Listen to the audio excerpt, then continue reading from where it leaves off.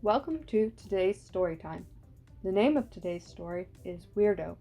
It was written by Zadie Smith and Nick Laird, illustrated by Magenta Fox, and published by Puffin books. It was Kit's birthday.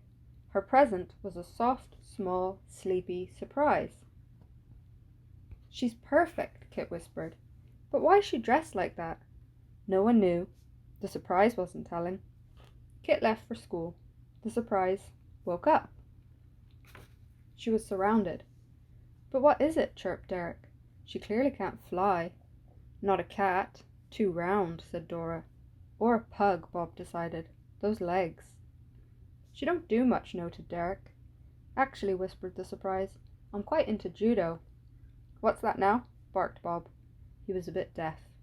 "She just said she's a weirdo," sniggered Dora. "Are you a weirdo?" asked Bob. The surprise didn't know what to say. "Oh, she's definitely a weirdo," said Dora. "If you're not a cat or a dog or a bird, you're a weirdo." According to the schedule, Bob announced, "It is now time to watch Animal World." "Do you watch Animal World?" "It's on the schedule." "I've only seen the judo," whispered the surprise. "She said she's always been a weirdo," shouted Dora.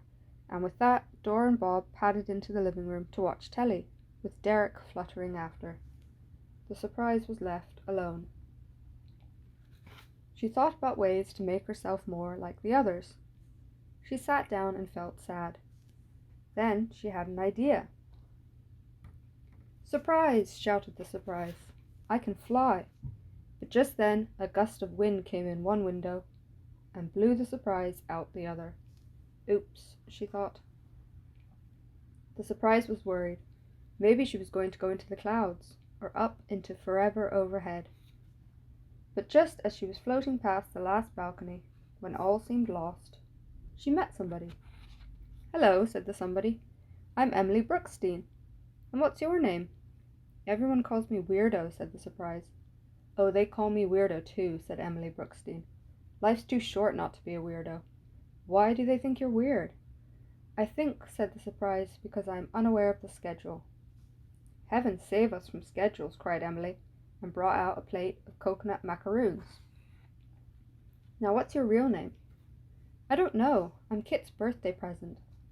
"Are you indeed? Well, I had an Aunt Melody who looked a bit like you. She was a weirdo. Kept boiled eggs in her pocket and stayed out dancing ever so late." "Oh." The surprise and Emily Brookstein played cards and ate macaroons until the grandfather clock struck 3. Emily said, "I wish you could stay all day, but it must be about time to take you back. Your Kit will be getting home soon."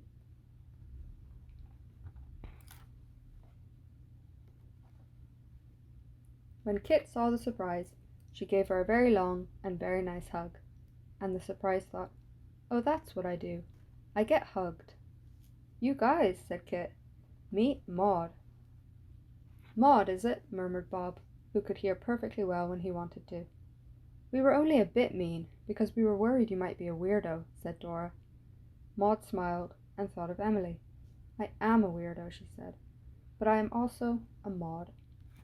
"Sorry about earlier," said Derek. "Can you by any chance teach us some judo?" So they added judo to the schedule.